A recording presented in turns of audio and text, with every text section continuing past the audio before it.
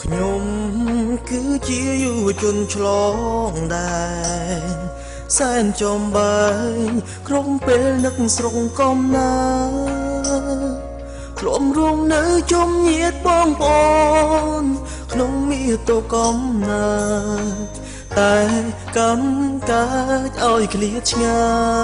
យធ្វើចំណាក់ស្រុកដល់កូរ៉េល្អម្លេះទេលិទ្ធិប្រជាធិបតេយ្យគោរពសិទ្ធិមនុស្សស្មើគ្នាពលកម្មមានតម្លៃច្បាប់ការងារល្អក្រៃការស្នាក់នៅសុវត្ថិភាពពលករតស៊ូទួនើយហត់ស៊ូខំមាត់ចងក្បិនឲ្យតឹងប្រឹងយកកំរៃខំថែមមកមិនគិតទៅយកថ្ងៃបានកំរៃញើជូអ្នកម្ដាយមិនស្រួលទេឃើញលុយព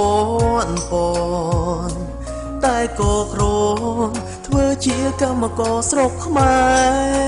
ររកបានព្រឹងតែនៅខ្វះល្ងាវេទនារៀងរាល់ខែសំពៀតទុកកើនទ្វេទើបសុំម៉ែចំណាក់ស្រុករៀងពីអើយតាអ្នកអាចធ្វើអើក្នុងចិត្តខ្ញុំនាងបានធូរស្បើយជប់នឹកស្រុកនាំពាក្យខ្ញុំប្រាប់ដល់ម្ដាយឪពុកថាខ្ញុំសុខគ្មានទុកអ្វីឡើយ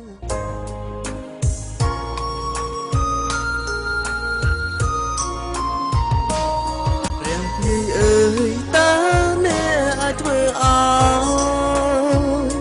ក្នុងចិត្តខ្ញុំនាងបានធូរស្បើយឈប់នឹកស្រុកនាំពាក្យខ្ញុំប្រាប់ដល់ម្ដាយឪពុក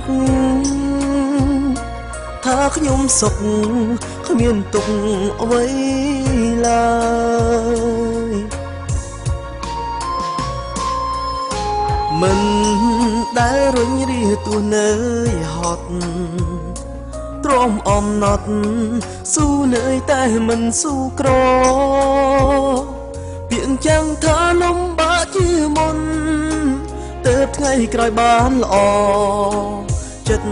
នៅតែបន្តទួងប្រឈមការលំបាក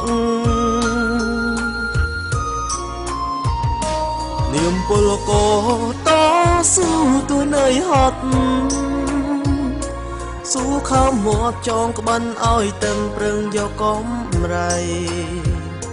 ខំថែមកមិនគិតទៅយកថ្ងៃបានកំរៃផ្ញើជូនអ្នកម្ដាយខំថែមកមិនគិតទៅយកថ្ងៃ